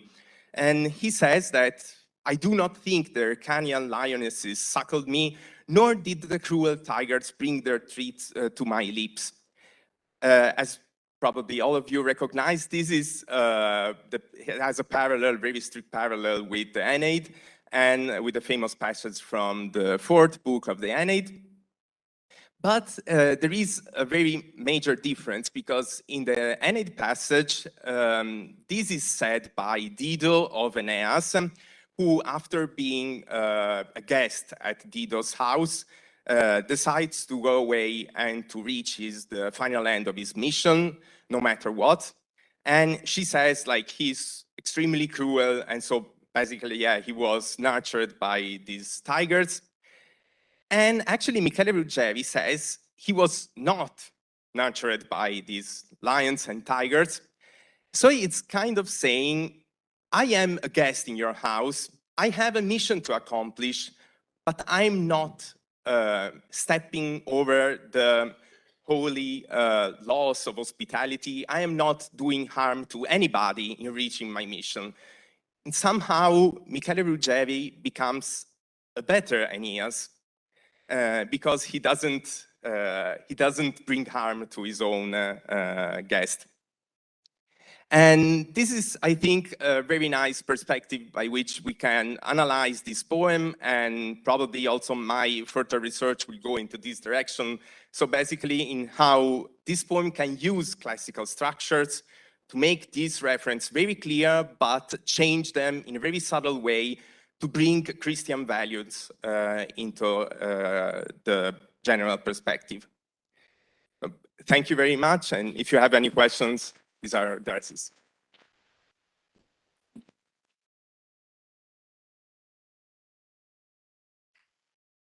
Thank you to Professor Mingguang and Professor Carloni for this diptych on Michele Ruggieri. The second paper is so highly philological. I really appreciated that. And then I have the honor and the pleasure to introduce Professor Fritz-Heiner Mutschler, and I'm really happy because I am introducing not only a distinguished scholar that you certainly know, but an old friend of mine.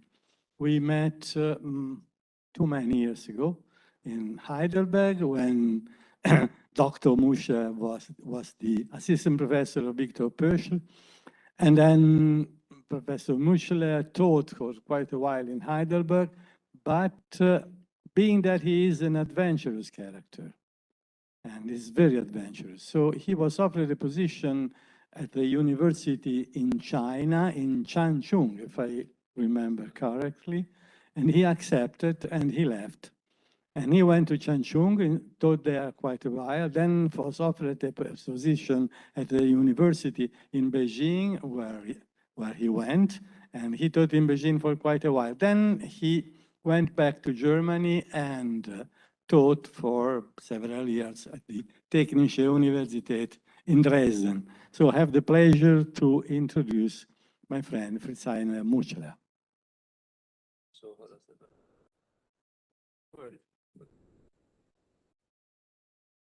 Okay, thank you very much.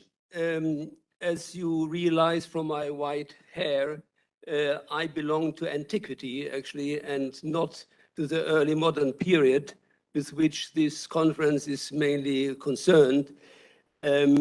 So the only excuse for my being here is the kind invitation by Francesco Stella and the charm of Siena, to both of which I could not resist. But I have to warn you, what I have to offer is a view from rather far outside on our topic and not the paper of a real specialist. But on the other hand, I always liked the motto, no risk, no fun, so I decided to give this talk. Recent years saw the publication of 3 impressive histories of Latin language by Osler, Stroh, and Leonhard. In all 3, an essential storyline is the development of Latin from language of a region, Latium, to language of the world, from local language to global language. But none of the 3 works mentions China. Thus, when Francesco Stella invited me to participate in the conference and give a paper within the subject area of Latin in China from 1300 to 1700, I thought, why not address the topic in toto and try to find out how the role of Latin in China during these centuries fits into its development from local language to global language. Or, to give the question a sharper edge, to which extent this role supports the claim of Latin being a world language, and to which extent it doesn't. So this is the topic we are going to deal with in the next half an hour. In order to provide a basis for the discussion of our question, I give in the first part of my paper a very basic overview of the uses of Latin. I distinguish 5 kinds, and I will characterize them with respect to the subject matter and the social framework, in particular the participants of the respective discourses.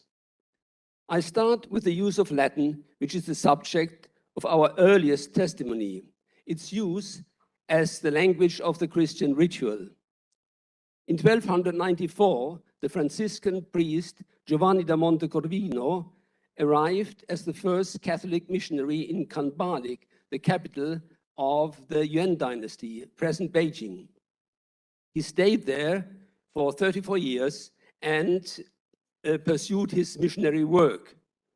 In his first letter from China, he reports inter alia that he, quote, successively bought 40 boys, baptized them, instructed them litteris latinis et ritu nostro, and that, as he continues with self-irony, he is now saying mass with this assembly of infants and sucklings. This is an amazing testimony, even independently of its early date. The communication in Latin is here vertical communication, communication between human believers and God. It consists of prayers and praise, and it includes among the human participants Chinese boys. From vertical to horizontal communication. The letter by Giovanni da Montecorvino, just mentioned, belongs to the numerically largest and chronologically most extended corpus of Latin texts connected with China, the correspondence between the Christian missionaries and the centers in Rome, be it the central offices of their orders or the Vatican itself. That Latin served as working language within the missionary orders and the ecclesiastical apparatus cannot surprise. The personnel involved was international, representing most European nations and languages. Since everybody had an excellent training in Latin, its use as general medium of communication was natural. Many letters of the kind are preserved, not least from missionary stars like Matteo Ricci and Ferdinand Verbiest. As for their content, they were, of course, basically concerned with the mission, its strategy, its progress, its difficulties. Topics were organizational matters, theological questions, the structure of the Chinese state and of Chinese society, the obstacles put up and the avenues offered by Chinese culture, etc. Since the content of these texts was rich and varied, many of the business letters contained the seeds of other types of discourse and of other uses of Latin, which we will have to consider. But before, let's have once more a look at the personnel active in these exchanges. Obviously, they took place between China and Rome. What we must not overlook, however, is the fact that at both ends of this communication, there were exclusively Italian, Portuguese, French, German, Dutch, Belgian, etc. participant, which is to say that we have here, not in terms of mailing route, but in terms of national or cultural affiliation, a purely inter-European discourse in which no Chinese were involved. One of the central problems of the mission was the question how to make the contents of the Christian creed accessible to potential Chinese converts, a task which could not be undertaken successfully without developing an understanding of Chinese religious and philosophical traditions and finding ways to relate the Christian message and more generally Western ways of thinking to them. In this endeavor, Latin played a crucial role. On the one hand, pertinent problems were discussed in the correspondence between China and Europe, in which on the European side, apart from the religious people, also leading intellectuals of different backgrounds took part.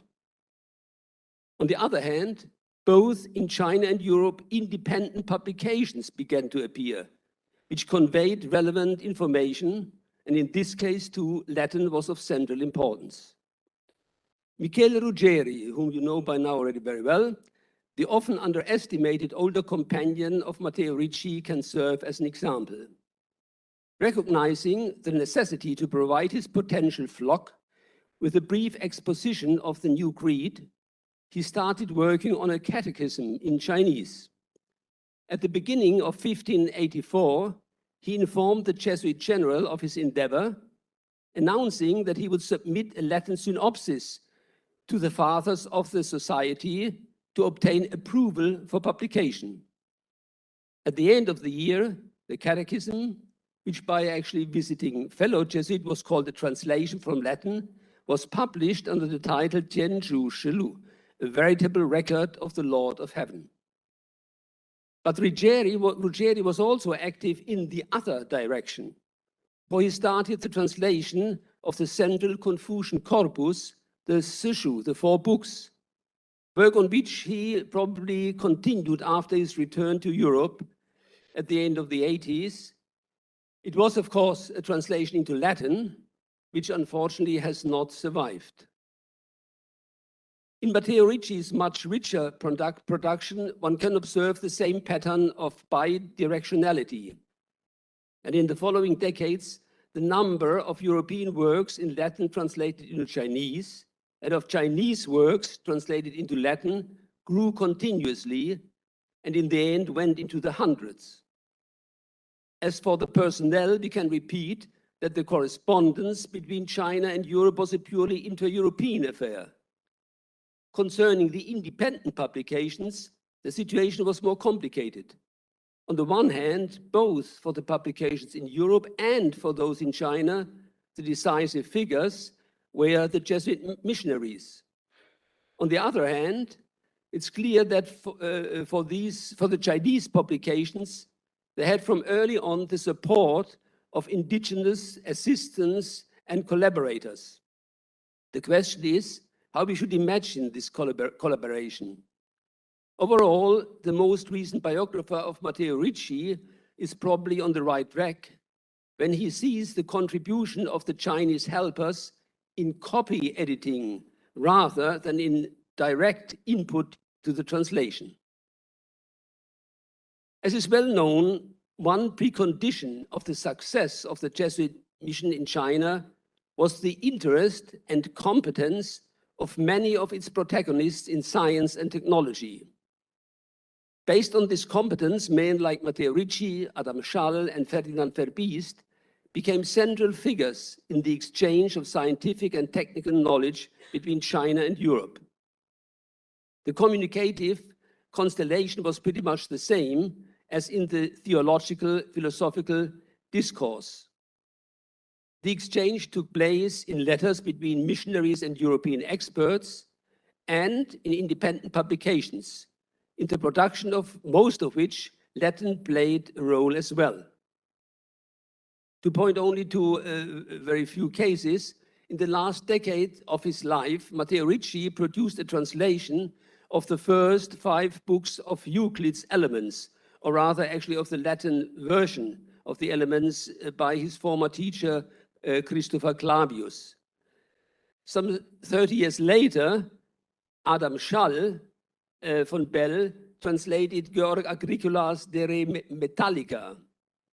And in the next generation, Ferdinand Verbiest published inter alia several works in Chinese on Western astronomy.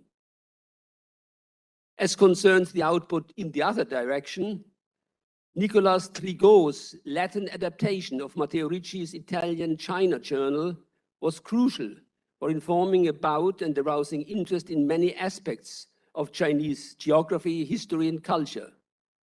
And interest in special fields was served by works like, actually, yesterday I mentioned Michael Boehm's Flora Sinensis, botany, and also Specimen Medicinae Sinensis, also medicine. Both lists could be expanded ad libitum. But for our theme of Latin as world language, one of the few testimonies about the specific nature of the cooperation between the missionaries and the Chinese helpers is of greater interest. It concerns Xu Guangqi, one of the most erudite and certainly the most powerful supporter of the missionaries in the first part of the 17th century. Around 1630, Xu organized a great project of translating astronomical texts from Latin into Chinese. Regarding his concrete cooperation, Adam Schall reports, I quote, that Xu revised the translation and put them in proper classical style, a description which conforms quite well to the statement just quoted a minute ago. Perhaps the most curious use of Latin in China is the 5th, its use as language of diplomacy. In the 1670s, tensions between China and Tsarist Russia developed over the border area along the Amur River. In 1676, the Tsar sent Nikolai Gavrilovich Spatari as envoy to Beijing to discuss the matter. The problem was that Spatari, a polyglot man with rich experience as interpreter and diplomat, knew neither Manchu nor Chinese. Since none of the officials in the imperial apparatus spoke a Western language, Ferdinand Verbiest was asked to speak with Spatari. This he did, and they used Latin to communicate. The two men got along very well, but Spatari's visit stabilized the situation only temporarily. Around 10 years later, tensions rose again. But fortunately, before the military skirmishes developed into war, the two sides restarted negotiations, this time in Narshinsk. Though Spatari was not part of the new Russian delegation and Verbiest had died shortly before, the talks once again were carried on through the mediation of 3 Latin speakers, a Pole for the Russian side and a French and a Portuguese Jesuit for the emperor. Result of the negotiations was the Treaty of Narshinsk of 1689, with the authoritative version formulated in Latin and accompanying translations in Russian and Manchu. But this means that once again, Latin in China was the Latin of Europeans. Now, what do these observations tell us about our guiding question?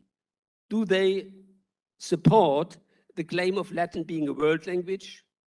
Everything depends, of course, on definition. If we understand by world language a language which is used in many parts of the world, then our survey of the use of Latin in China supports this claim. So we could simply leave it at that and have lunch. However, I would suggest to still torture you a little bit, to still stay for a while and have a comparative look at the language, which is the language of our time, namely English.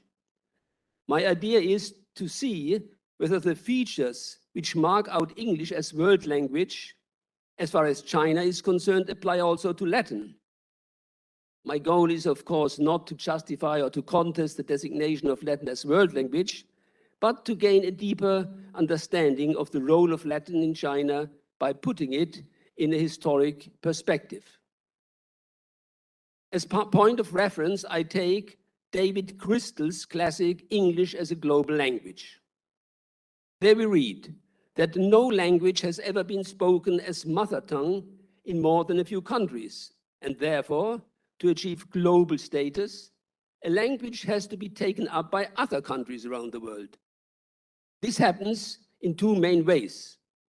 Either a language is made the official language or one of the official languages of a country in which it is not the mother tongue of most of the population, or a language becomes the favorite foreign language in a country's education system. Both possibilities can currently be observed regarding English. English is one of the official languages, for example, in India and in other countries, and it is the favorite language in the foreign language teaching of more than 100 countries in the world. Looking at the situation of Latin in China, one might be tempted to say that some of our observations support the claim of Latin being a world language.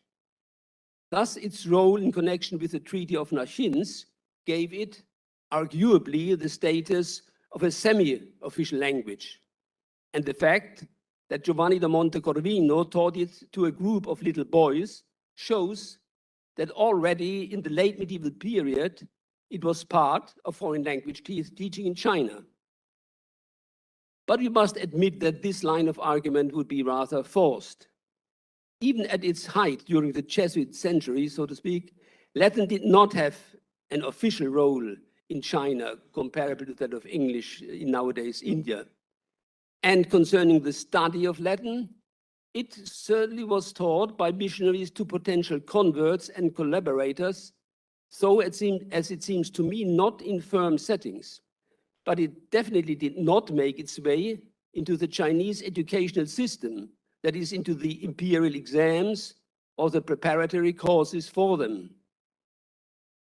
Thus, we must state that as far as China is concerned, even in its best centuries, Latin was not playing the role of a world language in the sense that English is today. Now, this observation is certainly trivial, but apart from the fact that sometimes it cannot hurt to explicitly state even the trivial, it leads us to a final question of greater historic interest. This question is, how can we explain the fact that in spite of its central importance for the exchange of information between China and Europe, the status of Latin in China did not come any near to that which nowadays English has reached in so many countries of the world, including China? As in most cases of the kind, several factors were of significance. I will address 4 of them. First, there was a special social linguistic character of Latin of the period. Latin was no longer the mother tongue of a people or of the populace of a state. Instead, it was the liturgical language of a religion, the business language of institutions related to that religion, and the lingua franca, in which the intellectual elite of one part of the world discussed its scholarly problems. This is to say, Latin was no longer a language of daily life, a fact which a priori eliminated it at least as object of learning of wider circles. On the other hand, China was a special case. It had a centralized administrative system with a civil service composed of intellectually gifted, systematically trained men who were carefully selected through an ascending sequence of exams. This would seem to have offered an ideal opportunity to quickly and effectively institutionalize training in an important foreign language, even if it was not a language of daily life. But this did not happen. And so we can continue to ask why. At least to some extent, there was probably a factor involved which played a role in all Chinese dealings with the outside world, and that is Chinese self-perception. Though it's always risky to generalize, one can probably safely observe that for a long time, Chinese self-perception was characterized by the view that the Middle Kingdom was the most powerful state in the world, politically, economically, and culturally superior to the countries around it, and therefore, in principle, self-sufficient. For centuries, representatives of foreign states encountered this attitude of Chinese authorities, with the notorious embassy of Lord Macartney still at the end of the 18th century as one of the most prominent examples. It is clear that this kind of self-perception was not conducive to the stressful study of a difficult foreign language. This is, of course, only part of the picture. Another part, for the Jesuit mission decisive, was that starting with Matteo Ricci, the competence of the missionaries in cartography, astronomy, mathematics, etc., aroused the interest of members of the bureaucratic elite, who realized that in these fields much was to be gained from the West, and who therefore encouraged and supported the translation of pertinent European, which at that time meant Latin texts, into Chinese. Interestingly, however, this led to the launch of concrete projects like the aforementioned translation of calendar-relevant text around 1630, but it led not to the institutionalization of Latin language programs. Why not? I suspect that the most important reason for this was lack of necessity, or, to put it positively, the steady availability of the Jesuits. For the first strategic reasons, from a certain point of time, the missionaries to be sent to China were partly selected for their scientific competence. Given the additional linguistic talent of many of them, this had as a result that for long years there were always highly qualified Western specialists around who could take the lead in the ongoing translation activities and whose competence and dedication allowed the Chinese collaborators to stay in the second row and to contribute to the common undertakings more through their excellence in literary Chinese than through their knowledge of Latin. Fourthly, and finally, we have to look in a very different direction. There we observe that another important factor for the propagation of a language into foreign territory did not exist for Latin in China. Two unlikable contemporaries of Ruggieri and Ricci had this factor clearly in focus. In 1584, the Spanish Jesuit Alonso Sanchez wrote in a letter to the Jesuit Vice Provincial of Japan that, I quote, "The conversion of China by preaching seemed to be impossible, and that this business will have to be concluded by God in the manner of New Spain and Peru." A little later, the same position was formulated by Juan Bautista Roman, a Spanish envoy to the Far East.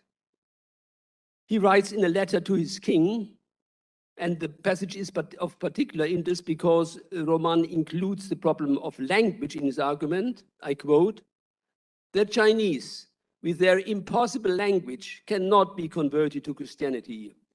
Being a proud people, disdainful of foreign ways, we will never in our whole lives come to an understanding with them now until some part of your Majesty's power has entered into this territory, and necessity forces them to learn our language, which is easier for them than for us to learn theirs." Now, having tried for many years to make some progress with this impossible language, I can, to a certain extent, sympathize with Roman's impatience, but I reject, of course, his conquistadorish solution to the problem. This does not exclude, however, that he was right to assume that the strongest motivation for the study of a foreign language is the political and military pressure exercised by speakers of this language. Our global language authority, CRISL, at any rate, explicitly agrees, observing that the language has traditionally become an international language for one chief reason: the power of its people, especially the political and military power. Now it is obvious that Latin did not have this kind of political or military backing in the 1.5 centuries during which it had the chance to spread in China. It was not the language of the state anymore, from whose political and military pressure it could have profited. In addition, the European powers acting in East Asia were not yet prepared to exercise the violence towards China that they were already exercising in other parts of the world. Thus, there was no support to the propagation of Latin from this side either. For a contrast, it would be illuminating to look at what happened around the same time with Spanish and Portuguese in Middle and South America. But in half an hour, one cannot do everything, so let us stay for the last, 4 or 5 minutes with China and with English. If I'm not mistaken, the development of this relationship in the last 2 centuries supports our explanatory reflections about Latin in China e contrario. During the 19th century, the Western powers abandoned every restraint. By brute violence, they forced their way into the country, compelling it to open its doors to military detachments, businessmen, and missionaries alike. The superiority of the foreign power was such that it could no longer be denied by anyone. The necessity of reforms was as obvious as the fact that such reforms had to include the acquisition of at least part of the knowledge and the capacities upon which Western superiority was based. Since Great Britain and increasingly the United States played a leading role in the Western activities, Hong Kong was even made a British colony, it was natural that English gained preeminence as linguistic medium in the Chinese endeavor to gain ground in her involvement with the West. English, a language of daily life as well as of scholarship, was taught in part of the missionary schools and, starting with the 60s of the century, also in certain state institutions. In addition of the men and women sent in mounting numbers abroad to study, many went to England and the United States. Like, for example, Yen Fu, who around the turn of the century became one of the most important mediators of Western ideas through his translation of works like Thomas Huxley's Evolution and Ethics, Adam Smith's The Wealth of Nations, etc. This development did not continue straightforwardly. Years of turmoil and chaos were followed by the establishment of the People's Republic, in which, for some time at least, Russian was the language through which contact with the West was kept.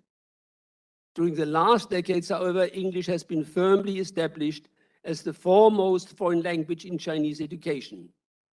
It is now taught in middle schools all over the country, and university studies are hardly possible without it. In addition, in spite of the most recent developments in Hong Kong, it is still an official language. Looking back from here to the position of Latin in late medieval and early modern China, we may take its multiple uses there as a justification to call it a world language. At the same time, however, we should remain conscious of the fact that its role in China was never even close to that of nowadays indisputable world language English. Of course, for us Latinists, this admission is painful, but there is a consolation. The name of this consolation is script. As many of you know,